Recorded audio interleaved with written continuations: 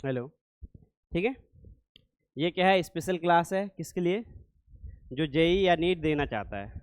ठीक है, इसमें ज़्यादातर हम लोग क्या करेंगे, सिर्फ प्रॉब्लम सॉल्व करेंगे। प्रॉब्लम सॉल्व मतलब जो क्वेश्चंस आएंगे किसमें, नीट के एग्जाम में, जिससे क्या बनता है, डॉक्टर्स के कॉलेज बनने के लिए कॉलेज में एडमिशन होता है। ठीक है, और जेई किसके लिए होता है, इंजीनियरिंग बनने के लिए कॉलेज में एडमिशन होता है। ये इंजीनियरिंग कॉलेज के एडमिशन के लिए है, ये मेडिकल कॉलेज के एडमिशन के लिए। तो इनके जो क्वेश्चंस आते हैं वो क्या होते हैं, पूरे प्रॉब्लम्स होते हैं। ठीक है, प्रॉब्लम्स यानी कि कोई जो भी प्रश्न होगा उसमें कुछ तुमको फॉर्मूला होगा, कॉन्सेप्ट बेस होगा। जो बोर्ड का एग्जाम है वो क्या है, तुमको परिभाषा याद है। ठीक है, परिभाषा लिखना है, व्याख्या लिखना है, ये बोर्ड के एग्जाम्स में होता है। ठीक है, और जो जेई और नीट में होता है वो क्या होता है, प्रॉब्लम बेस होता है, कॉन्सेप्चुअल होता है कि तुम कॉन्सेप्ट को कितना समझते हो। ठीक है, जेई में दो कैटेगरी होता है, पहला तो होता है मेन, जेई मेंस होता है। उसके बाद होता है एडवांस। जो मेंस को क्वालिफाई करता है वही एडवांस देता है, समझे। जो मेंस को क्वालिफाई करता है वही क्या देता है, एडवांस। और एडवांस के बेस पे मिलता है आईआईटी। ठीक है, मेंस के बेस पे मिलता है एनआईटी, ट्रिपल आईटी, और भी जो कॉलेज सब है जैसे जेएमआई का, ये सब का कॉलेज सब जो है इंजीनियरिंग का, वो सब मिलता है। नीट के बेस पे मिलता है क्या, मेडिकल कॉलेज। ठीक है, मेडिकल कॉलेज मिलता है। और टॉप का जो नीट में जो टॉप रैंकर्स होता है उसको क्या मिलता है, एम्स मिलता है, जो कि भारत का सबसे अच्छा मेडिकल कॉलेज है और सबसे सस्ता मेडिकल कॉलेज है, समझे। भारत का जो सबसे अच्छा मेडिकल कॉलेज है वो सबसे सस्ता मेडिकल कॉलेज है, वो भी मिलता है नीट के ही थ्रू। और इसमें क्या टॉप रैंकर्स को ही मिलता है, किसको, टॉप रैंकर्स को, जो सबसे अच्छा करता है। ठीक है,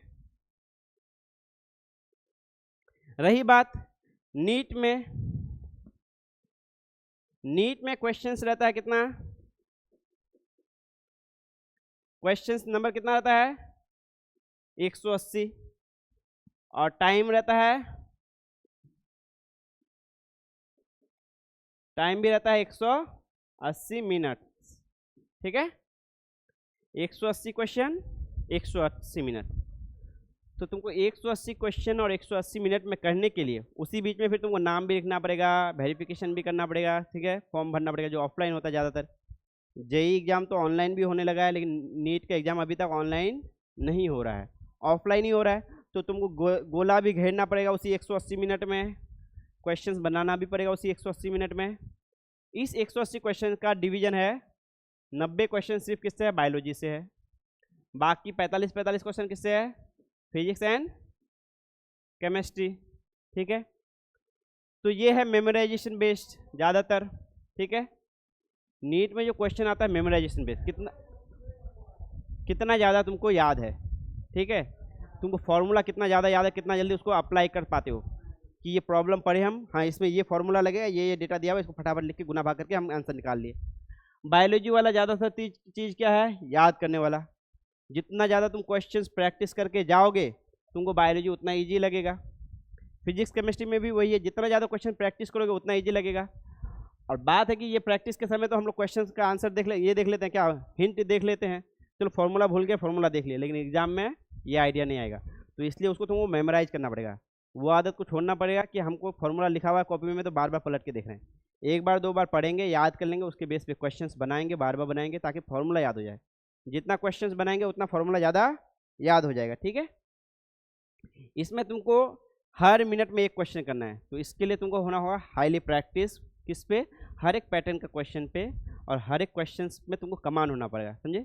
थ्योरी सब में, कॉन्सेप्ट में समझना पड़ेगा, थोड़ा सा भी उल्टा पुल्टी, और एक मेंटली प्रिपेयर होना पड़ेगा कि अगर बहुत हार्ड क्वेश्चन है तो उसको चलो छोड़ देता हूँ मैं, एक दो क्वेश्चन छोड़ भी दूंगा तो मेरा कोई बिगड़ने वाला काम नहीं है। ठीक है, जेई में क्या होता है, जेई में होता है क्वेश्चन 90। ठीक है, इसमें भी 4 मार्क्स होता है, टोटल 720 मार्क्स होता है। इसमें भी 4 मार्क्स होता है, लेकिन इसमें टोटल कितना है, 360 मार्क्स होता है। नेगेटिव मार्किंग दोनों में होता है, नेगेटिव मार्किंग अगर तुम क्वेश्चंस बना के गलत कर दियो, गलत बना दियो, तो तुम्हारा माइनस में मार्क्स जाएगा। तो इसलिए इसमें कंफर्म आंसर करना होता है कि नहीं हम सही जानते हैं तभी आंसरिंग करेंगे, तुक्का वाला कॉन्सेप्ट नहीं चलेगा। ठीक है, इसमें भी 90 होता है, इसमें भी टाइम क्या होता है, 180 ही होता है।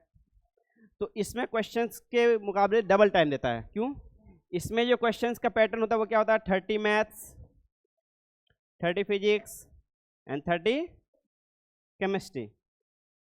ठीक है, जेई में 2 कैटेगरी होता है, मेंस और एडवांस। लगभग लगभग वही सेम क्वेश्चन रहता है, 99 क्वेश्चन रहता है, 360 मार्क्स का होता है। ठीक है, मेंस में तो क्या है, जो डिफिकल्टी है वो थोड़ा कम है। ठीक है, मेंस का जो डिफिकल्टी है वो थोड़ा कम है, लेकिन नीट के क्वेश्चन से थोड़ा ज़्यादा डिफिकल्ट लगता है। ठीक है, इसलिए टाइम भी डबल दिया गया है। एडवांस का क्वेश्चन डिफिकल्ट है, उसमें मल्टीपर्पज़ तुमको सोचना पड़ेगा, मल्टी डायमेंशन में सोचना पड़ेगा।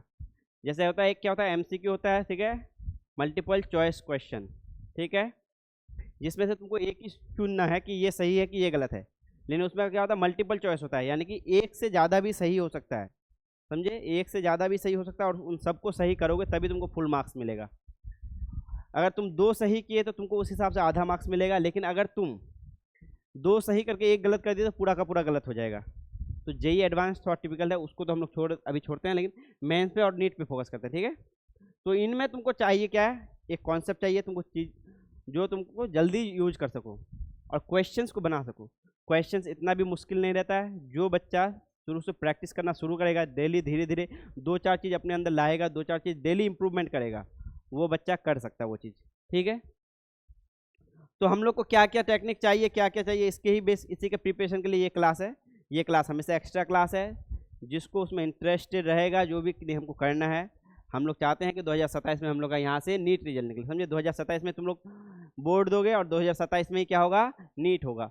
तो तुम लोग के साथ क्या फ़ायदा है सीबीएसई वाले में से, बीएसईबी का जो एग्ज़ाम होता है, बिहार बोर्ड का जो एग्ज़ाम होता है, बिहार बोर्ड का जो एग्ज़ाम होता है किस में होता है, फरवरी के फर्स्ट वीक में हो जाता है। ठीक है, यानी कि फरवरी आधा बाकी है, तुम्हारे पास पूरा रहेगा। लेकिन जो सीबीएसई है उसका एग्ज़ाम कब होता है, मार्च से स्टार्ट होता है अप्रैल तक। समझे, मार्च से अप्रैल तक। ठीक है, और नीट का एग्ज़ाम कब होता है, लगभग मई में। ठीक है, और जेई का एग्ज़ाम भी होता है अप्रैल में या मई में। ठीक है, अप्रैल मई में। ठीक है, तो जो बीएसईबी है, जो कि फरवरी में पहला ही मंथ खत्म हो जाता है, इसके बाद तुमको यहाँ से मान लो कि फरवरी, मार्च, अप्रैल, 2.5 महीना से 2.25 महीना तुमको पूरा का पूरा टाइम मिलेगा कि तुम पूरा नीट पे दो और हर एक क्वेश्चन को रिवीजन करो, हर एक क्वेश्चन को फिर से प्रैक्टिस कर लो। ठीक है, जो टाइम सीबीएसई वाले को वो कम मिलेगा।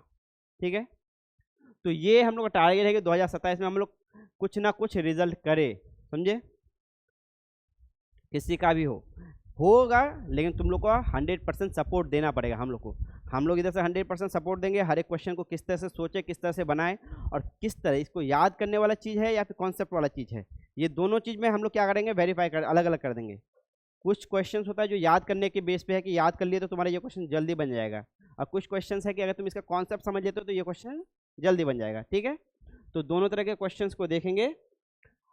तो हम लोग का टारगेट है 2027 नीट जेई दोनों। ठीक है, 2027 में नीट का रिजल्ट और जेई का रिजल्ट दोनों का। ठीक है, तो जो भी एडिशनल मैथ्स लियो वो दोनों दे सकते हो, और जो सिर्फ बायोलॉजी लियो तो वो नीट दे सकते हो।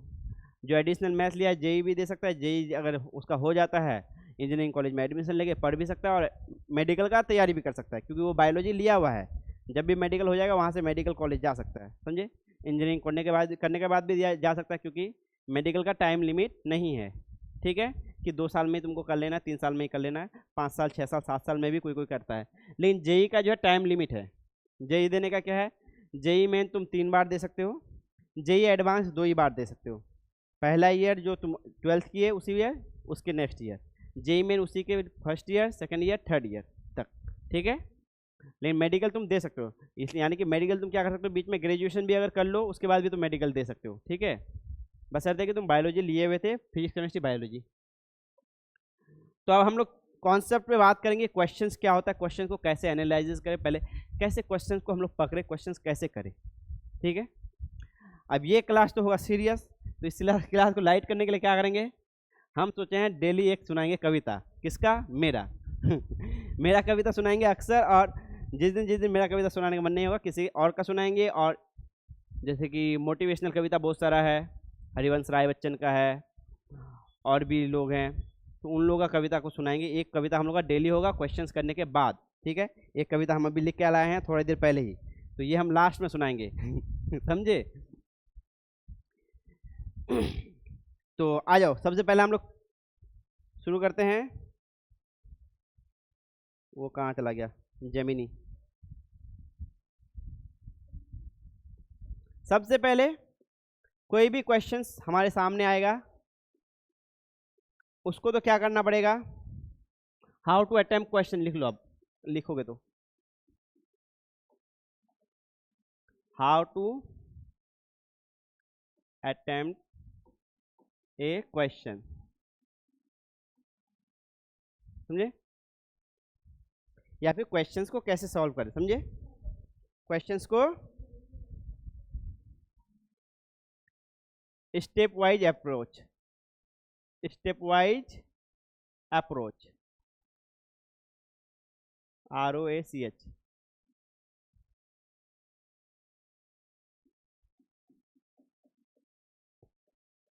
अप्रोच, ठीक है।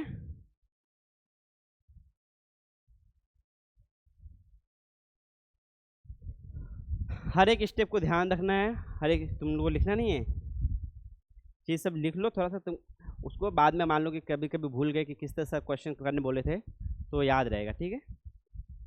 सबसे पहला काम तो करना है कि क्वेश्चन को पढ़ना है, ध्यान से पढ़ना है, क्वेश्चंस को हर एक लाइन को ध्यान से पढ़ना, ठीक है। अंडरस्टैंडिंग द प्रॉब्लम, सबसे पहला काम करेंगे क्वेश्चन को समझना, कोशिश समझे, क्वेश्चंस को समझना। अब समझने के लिए हमको क्या क्या करना पड़ेगा, सबसे पहला काम क्या हो, क्वेश्चंस को समझना, समझे। समझने के लिए क्या क्या काम करना पड़ेगा,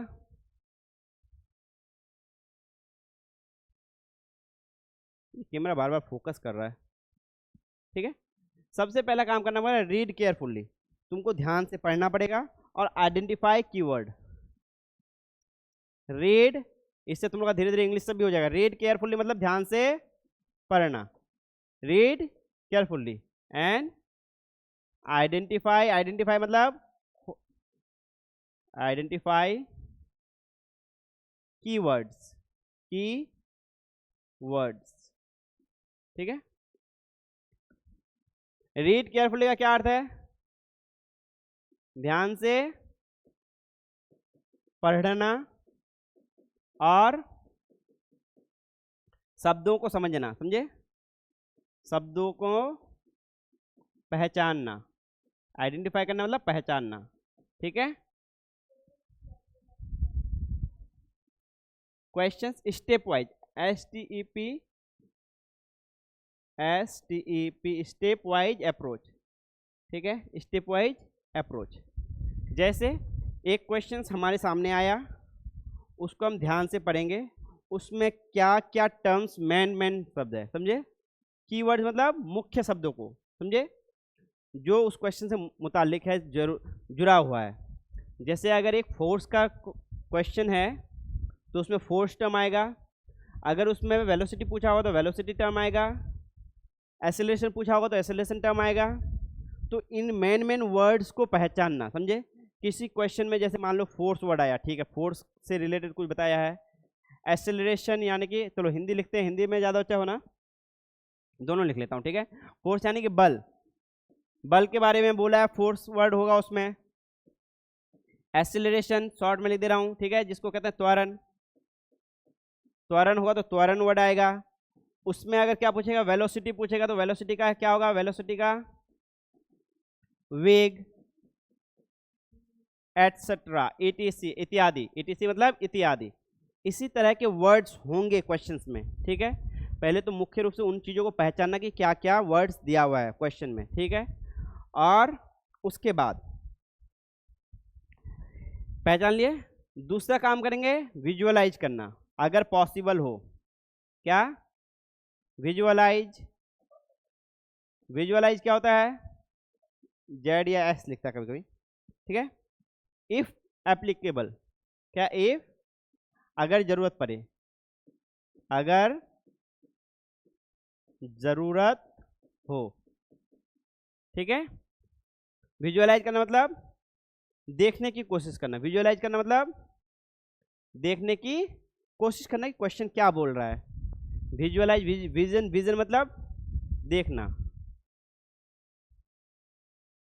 इसका क्या अर्थ है, यहां ध्यान दो, जो बच्चा रेगुलरली रहोगे वही बच्चा को ये सब चीज जाएगा, क्योंकि हर एक चीज दूसरे चीज से कनेक्टेड जाएगा। ठीक है, अब यहाँ देखो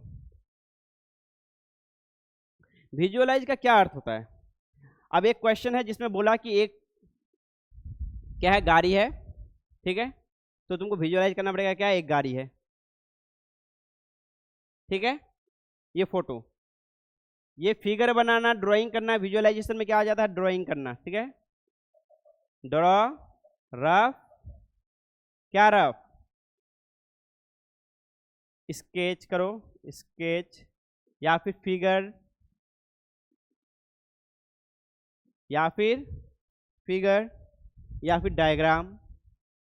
ठीक है, डायग्राम, ये छोटा छोटा चीज सब बनाना। ठीक है,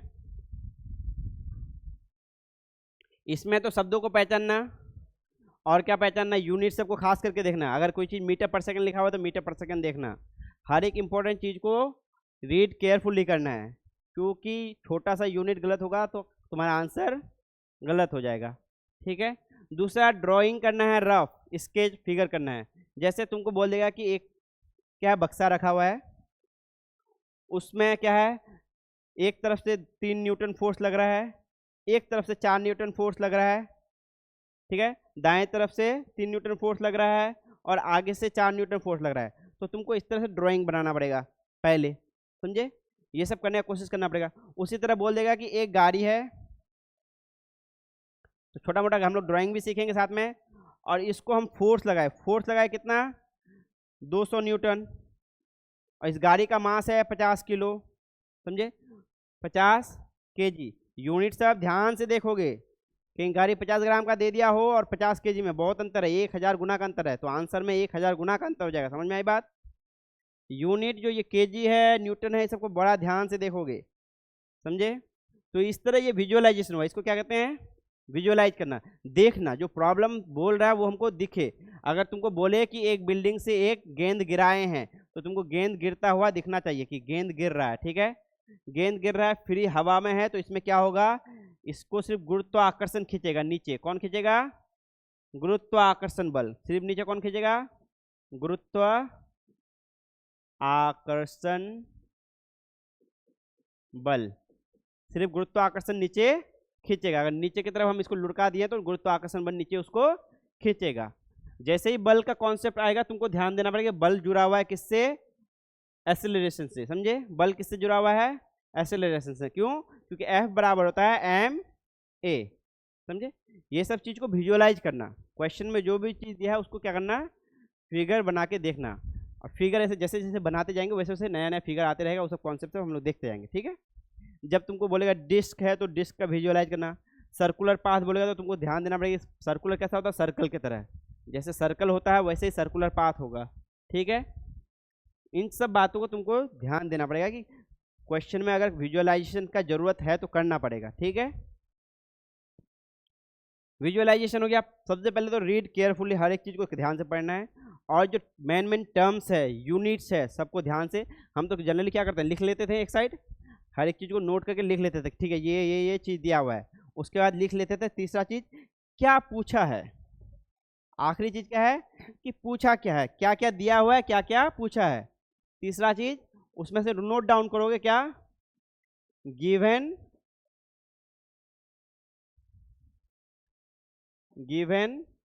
एंड आस्क्ड। दिया हुआ क्या क्या है,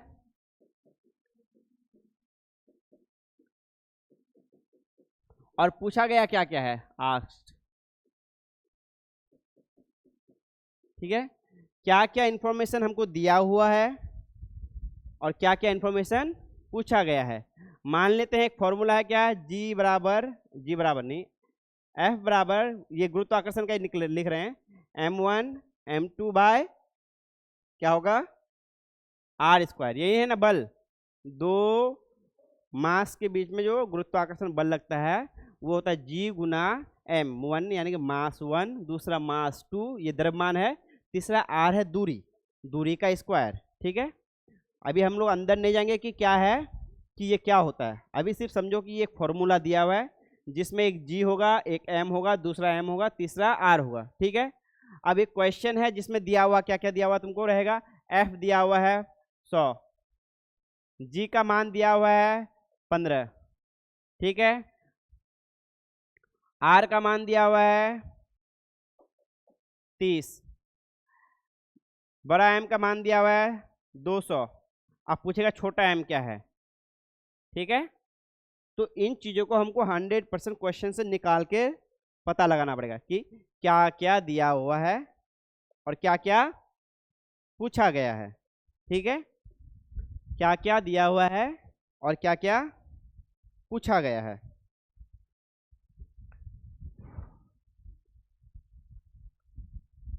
अब जैसे ही हमको पता चल जाएगा क्या कि क्या पूछा गया है, ठीक है, क्या पूछा गया है, तो हम सबसे पहले रिकॉल करेंगे इन सब को मिला जुला के कोई फॉर्मूला बनता है कि नहीं बनता है, ठीक है। तो जैसे ही रिकॉल करेंगे हमको क्या याद आएगा, अगला फेज, क्वेश्चन का अगला फेज। अब जो क्वेश्चन को सॉल्व करेंगे, अब तक क्वेश्चन को क्या कर रहे थे हम लोग, रीड कर रहे थे, ठीक है, रीड कर रहे थे मतलब पढ़ रहे थे और समझ रहे थे। समझ के हमने सारा इन्फॉर्मेशन निकाल लिया, सारा यूनिट के साथ। फोर्स किस में होगा, न्यूटन में। जी का मान किस में होगा बताओ तो, किसको आइडिया है, नहीं आइडिया है तो फोर्स क्या होता है, न्यूटन में होता है। न्यूटन होता है केजी मीटर पर सेकेंड स्क्वायर बटे मीटर स्क्वायर बटे मीटर पे 2, मीटर पे -2, यानी मीटर स्क्वायर ऊपर चला जाएगा, अभी लिख ले, मीटर स्क्वायर बाय हो जाएगा mm केजी स्क्वायर। तो ये आ जाएगा केजी इनवर्स मीटर पे 3 और हो जाएगा s पे -2, ठीक है। जो भी आएगा ये वैल्यू आएगा, ठीक है। या फिर इसको अलग टर्म में भी दे सकता है, एक तो ये इस वैल्यू में दे सकता है केजी इनवर्स मीटर 3 और s स्क्वायर, या फिर क्या दे सकता है, न्यूटन पर केजी स्क्वायर मीटर स्क्वायर, ठीक है। या तो ये दे सकता है या तो ये दे सकता है, इसको हमेशा ध्यान देना, ठीक है, इसका यूनिट ध्यान देना, इस तरह या इस तरह दे सकता है, ठीक है। और यहाँ मीटर की जगह अगर सेंटीमीटर वगैरह दिया तो उसको भी ध्यान देना पड़ेगा तुमको, समझे। तीसरा चीज आर क्या है, डिस्टेंस है, इसको हमेशा ध्यान देना, मीटर में दिया है, किलोमीटर में दिया है, सेंटीमीटर में दिया है। मास, ये मास है तो ये केजी में दिया है, ग्राम में दिया है, पाउंड्स में दिया है, ये हमेशा ध्यान रखना है। सबसे पहला चीज जो हम लोग सीखेंगे, यूनिट्स ही सीखेंगे। फिर से यूनिट्स को हम लोग उस तरह नहीं सीखेंगे, यूज करते जाएंगे, क्वेश्चंस बनाते जाएंगे, जैसे जैसे यूज करते जाएंगे यूनिट्स को, समझे, वैसे वैसे यूनिट्स को सीखते जाएंगे। ये नहीं कि अलग से हम लोग यूनिट्स सीखेंगे, ठीक है। तो यहाँ तक हम लोग आइडेंटिफाई कर लिए। अब क्वेश्चन को हम लोग क्या करेंगे, सॉल्व करेंगे। क्वेश्चन को सॉल्व करने के लिए हमको क्या करना है, फॉर्मुलेटिंग ए प्लान। इस क्लास में बात नहीं करना है, जो इंटरेस्टेड हो वही बच्चा बैठना है, कोई फोर्स नहीं है, ठीक है। इस क्लास में बात नहीं करना है, ए प्लान, ठीक है। क्या मतलब है इसका, अब उसको सॉल्व करने का हमको क्या करना पड़ेगा, स्टेप वाइज एक्शन लेना पड़ेगा, ठीक है। सबसे पहले तो जो दिया हुआ है उसके आधार पर कोई फॉर्मूला है या नहीं है। जितना चीज दिया हुआ है कोई फॉर्मूला है या नहीं है। मान लेते हैं क्या, m दिया हुआ है 5 kg, a दिया हुआ है 2 मीटर पर सेकेंड और पूछा है f बराबर क्या होगा। तो इन तीनों को मिला के कोई फॉर्मूला है हमारे पास, क्या फॉर्मूला है बताओ। सबसे पहला स्टेप रिकॉल, रिकॉल मतलब याद करना, ये चीज तुमको याद होना चाहिए। रिकॉल रिलेवेंट कॉन्सेप्ट और फॉर्मूला। रिकॉल मतलब याद करो, याद करो। रिलेवेंट मतलब उससे जुड़ा हुआ, रिलेवेंट कॉन्सेप्ट या फॉर्मूला,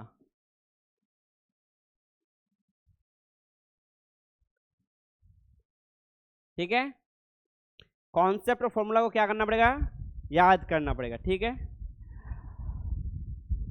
तुम लोग 10th क्लास में पढ़े हो ना, ठीक है, तुम लोग अलग चीज दे रहे हैं, ठीक है।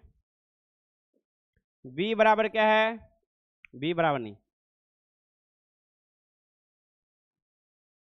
I बराबर है 10 एम्पियर, R बराबर है 5 ओम, v बराबर पूछ लेगा बी बराबर क्या है, इसका कोई फॉर्मूला याद है तुम लोग को? करंट में फॉर्मूला नहीं पढ़े हो क्लास 10th में? नहीं पढ़े हो तुम लोग? रेजिस्टेंस सब नहीं पढ़े हो?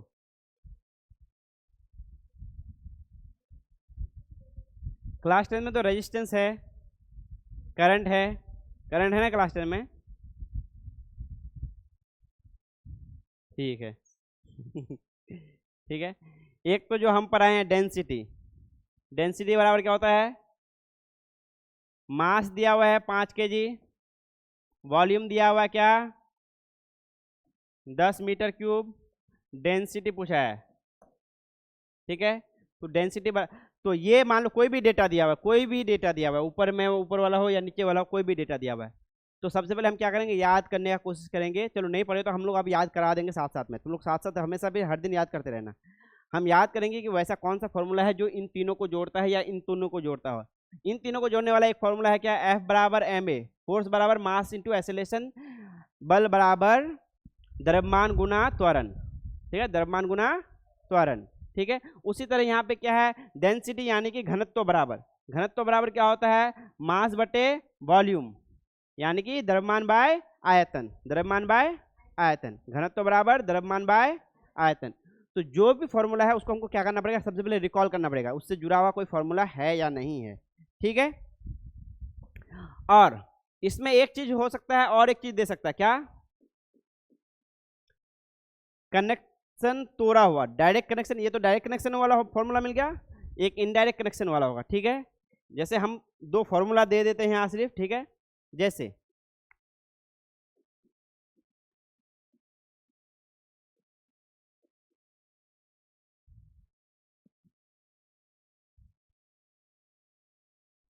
सिंपल सा देता हूँ, फिर कॉम्प्लेक्स हो जाएगा तुम लोग।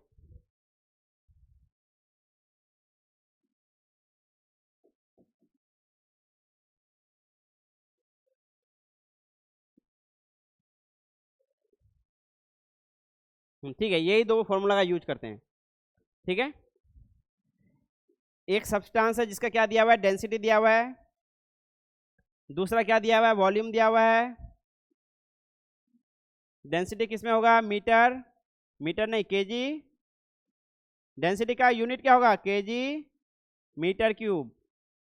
ठीक है, वॉल्यूम दिया है 4 मीटर क्यूब। ठीक है, और इस पे फोर्स लगाया है कितना, 50 न्यूटन। ठीक है, और पूछेगा ए बताओ। अब इन दोनों को मिला के बताओ कि ये क्वेश्चन बनेगा कि नहीं बनेगा। हमको ए निकालने के लिए क्या चाहिए, एक फॉर्मूला हम जानते हैं F बराबर एम ए। ठीक है, F बराबर एम ए, तो ए बराबर यहां से क्या निकलेगा, F बाय एम, ये निकलेगा। ए बराबर क्या होगा, F बाय एम, ये होगा क्योंकि एम इधर गुना में है, इधर जाएगा तो क्या होगा, भाग में हो जाएगा, तो F बाय एम। लेकिन हमको m मालूम है, m मालूम है, यहाँ पे हमको m दिया हुआ है, हाँ नहीं दिया हुआ है, तो इसी को कहते हैं कि इनडायरेक्टली देना। क्या, इनडायरेक्टली देना, डायरेक्ट नहीं दिया लेकिन इनडायरेक्टली दिया हुआ है, तुमको नहीं दिख रहा है, कैसे, तो d बराबर क्या होता है, m बाय v, तो यहां से निकालो m बराबर क्या होगा, m बराबर क्या होगा, d इंटू v, m बराबर क्या होगा, d इंटू v, d दिया हुआ है, v भी दिया हुआ है, d और v दिया हुआ है, तो इसका मतलब क्या, m दिया हुआ है, तो ये इनडायरेक्ट दिया है, डायरेक्ट नहीं दिया है, समझे, दूसरे रास्ते से दिया, तुमको खोज कर निकालना पड़ेगा, समझे। तो खोज कर जैसे निकालोगे, अब ये डी बाई बी हो गया, तो अब इस फॉर्मूला में निकाल लिखोगे क्या, एफ बाय एम का मान क्या है, D into B, F by D into B बराबर ए, तो ए का मान निकल जाएगा। ये दूसरा जो विधि हुआ इनडायरेक्ट, इनडायरेक्ट इंफॉर्मेशन, इनडायरेक्ट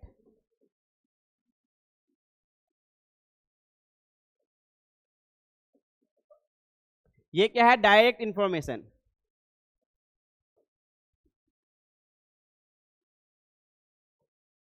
यानी कि ये सीधा सीधा सूचना दिया हुआ है और इसमें सूचना छुपा कर दिया हुआ है, समझ में आई बात। इसमें जितना भी क्वेश्चन बनाने के लिए सूचना चाहिए, देखो सबसे पहली बात, क्वेश्चंस अगर पूछा गया है तो उस क्वेश्चन को सॉल्व करने के लिए सारा सूचना दिया हुआ रहेगा, भले तुमको डायरेक्ट दिया हुआ रहे या फिर इनडायरेक्ट दिया हुआ रहे, छुपा हुआ रहे या फिर डायरेक्ट डायरेक्ट दिखे। हम लोग क्वेश्चन भी किए थे, जैसे क्लोरीन का CCl4 का क्या पूछा था, डेंसिटी पूछा था, किसमें, STP में। सिर्फ STP बोल दिया, STP बोल दिया। किसका बोला था, CCl4 का। ये एक मॉलिक्यूल है CCl4 जिसमें कार्बन है और ये क्या है, क्लोरीन है, ठीक है।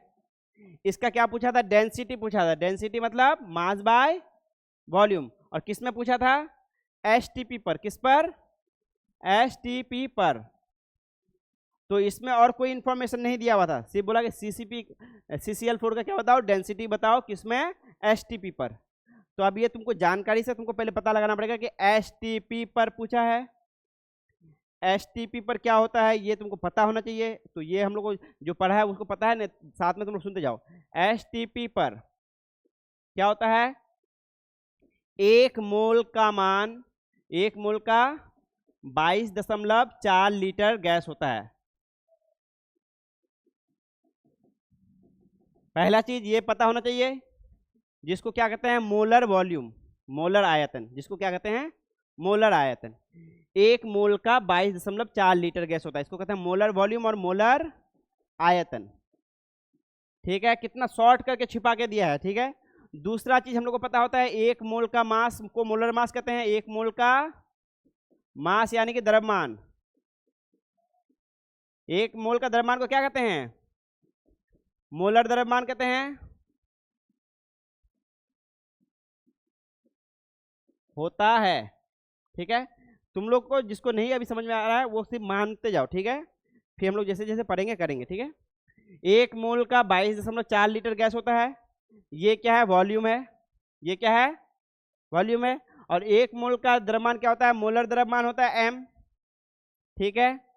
तो मोलर द्रव्यमान निकालना भी आसान है, कैसे, इसका मास जोड़ देंगे, कितना, 12 है, कार्बन का मास 12 प्लस 4 क्लोरीन का मास 4 गुना 35.5, टोटल कितना आ जाएगा, 70, 71, 74, 42 और 12 154, ठीक है। जोड़ घटा गुना भाग इसी तरह तुम लोग को तेजी करना पड़ेगा, समझे। कितना आ गया, 154, और ये किस में आएगा, ग्राम में। ये किस में आएगा, ग्राम में। और ये किस में है, लीटर में। अब हमको मास भी मिल गया, लीटर भी मिल गया, डी बराबर इजी है। अब क्या है, 154 ग्राम बटे ग्राम, फिर याद रखना, और ये क्या है, 22.4 लीटर। अब इसको भाग देके हम लोग निकाल लेंगे, समझ में आई बात। अब इस क्वेश्चन में देखो कितना शॉर्ट में कितना सारा इंफॉर्मेशन छिपा के दिया।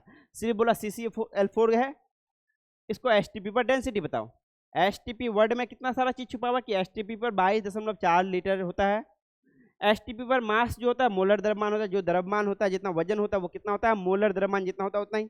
और मोलर द्रव्यमान क्या होता है, इसका सीधा सीधा गुना करके जोड़ो और ग्राम में लिखो, समझे।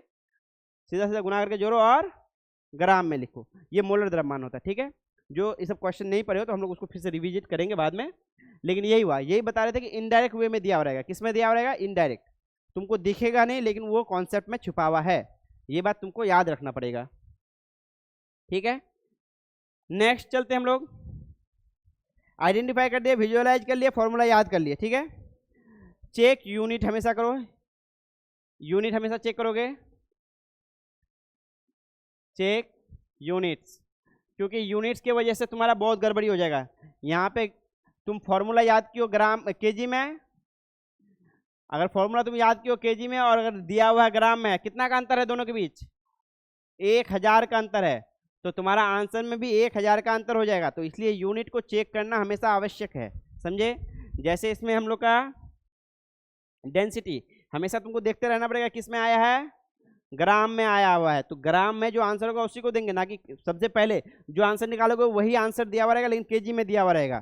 तुम अगर केजी वाला को टिक मार दिए तो तुम्हारा क्या हो जाएगा, गलत हो जाएगा।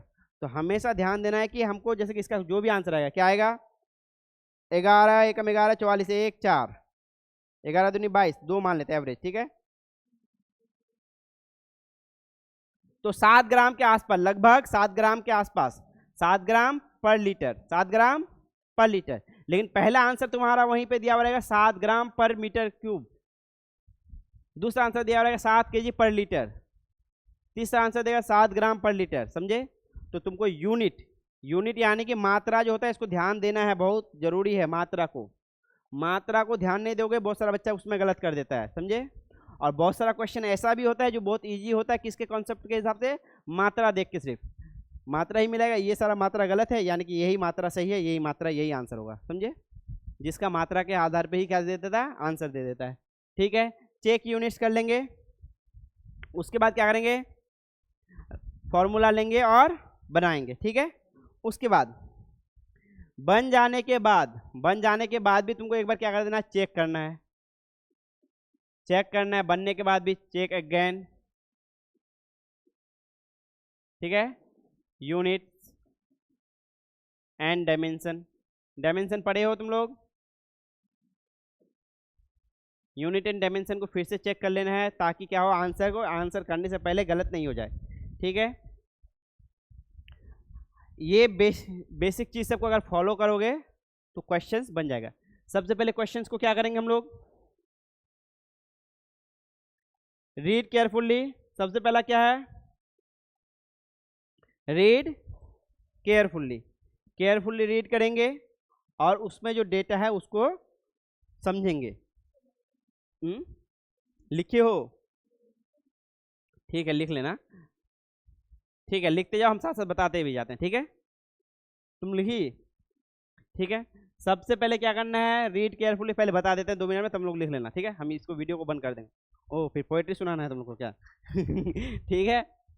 रीड केयरफुली करना है, आइडेंटिफाई प्रॉब्लम्स करना है, आइडेंटिफाई करना है कि क्या क्या वर्ड्स दिया हुआ है, क्या क्या चीज़ के बारे में बात कर रहा है, फोर्स के बारे में बात कर रहा है, मीटर पर सेकंड में कुछ दिया हुआ है, यानी कि मीटर पर सेकंड में कुछ दिया हुआ है, इसका मतलब क्या है, वो क्या है, वेग है। कोई चीज़ मीटर पर सेकंड में दिया हुआ वो क्या है, गति है, वेग है, समझे। उसी तरह कोई मीटर पर सेकंड स्क्वायर दिया हुआ है, इसका मतलब वो क्या है, त्वरण है। उन सबको चीज़ों को क्या करना पड़ेगा, आइडेंटिफाई करना पड़ेगा। दूसरा चीज़ विजुअलाइज करो, उसमें अगर कुछ ऐसा बोला कि 3 न्यूटन इधर से लग रहा है, 4 न्यूटन उधर से लग रहा है, 5 न्यूटन उधर से लग रहा है, तो उसको क्या करना पड़ेगा, देखना पड़ेगा। कहीं कहीं एंगल जो दिया रहता है, एंगल को भी देखना पड़ेगा, समझे। इंक्लाइन प्लेन, बंदर झूल रहा है, ये सारा को क्या करना पड़ेगा, देखना पड़ेगा। ट्रेन जा रहा है, ट्रेन में एक आदमी कूद रहा है, समझे। तो ये सारा विजुअलाइज करना पड़ेगा, देखना पड़ेगा अपने कल्पना शक्ति से।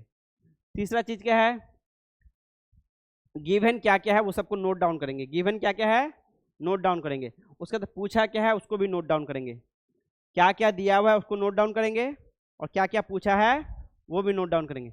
उसके बाद हम खोजेंगे एक फॉर्मूला, क्या खोजेंगे, फॉर्मूला। क्या फॉर्मूला इनसे जुड़ा हुआ है, कौन सा फॉर्मूला इन सभी डेटा को जोड़ता है, समझे। इन सभी डेटा को कौन सा फॉर्मूला जोड़ता है। जैसे पहला वाला मास दिया हुआ है, एक्सीलरेशन दिया हुआ है, फोर्स पूछा है, तो इन सभी को कौन सा फॉर्मूला जुड़ता है, F बराबर ma। उसी तरह मास दिया हुआ है, वॉल्यूम दिया हुआ है, डेंसिटी पूछा है, तो इन सबको कौन जोड़ता है, D बराबर m/v। उसी तरह कभी कभी इनडायरेक्टली दिया हुआ रहता है, क्या दिया हुआ है, D दिया हुआ है, V दिया हुआ है, F दिया हुआ है, फोर्स दिया हुआ है, डेंसिटी दिया हुआ है, वॉल्यूम दिया हुआ है, और A पूछ लिया है। तो फोर्स से A निकालने के लिए हमको चाहिए F/m, m मालूम नहीं है, लेकिन m हमारा कहाँ से निकल जाएगा, डेंसिटी और वॉल्यूम से। m बराबर dv, वॉल्यूम गुना डेंसिटी। वॉल्यूम यानी कि क्या होता है, आयतन, डेंसिटी घनत्व, घनत्व गुना आयतन हो जाएगा क्या, द्रव्यमान। तो द्रव्यमान भी मिल गया, तो F/dv बराबर एक्सेलरेशन। ये नया फॉर्मूला दिख रहा है, ये हम लोग को क्या करना पड़ेगा, निकालना पड़ेगा खोज कर, समझे। तो ये हुआ इनडायरेक्ट मेथड। तीसरा चीज, फॉर्मूला मिल गया, सब मिल गया, ये भी इनडायरेक्ट मेथड था STP वाला। उसके बाद हमको क्या करना है, यूनिट्स चेक करना है और बनाना है। सबसे मेन बात तो छोड़ ही दिए, ठीक है, वो क्या है, कैलकुलेशन करना। क्या, कैलकुलेशन करना केयरफुली। कैलकुलेशन को केयरफुली करोगे, समझे। जोड़ घटा गुना भाग में गलती नहीं होना चाहिए। इसमें अगर गलती होता है तो वो लैक ऑफ क्या है, कंसंट्रेशन है, या लैक ऑफ तुम्हारा क्या है, अपना इंटेलिजेंस है।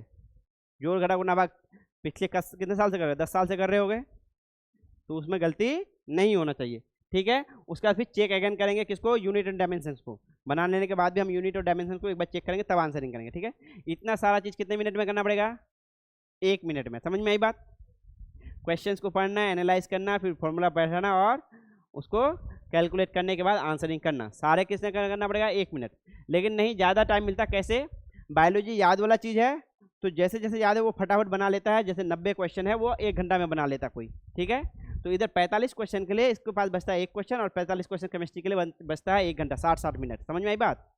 उसमें भी कुछ क्वेश्चन जो फिजिक्स केमिस्ट्री में भी जो इजी होता है वो भी जल्दी बन जाता है, जो जो थोड़ा टफ होता है उसमें थोड़ा टाइम लेने के लिए तुम्हारा समय बच जाता है। लेकिन उस तरह से बनाओगे तभी।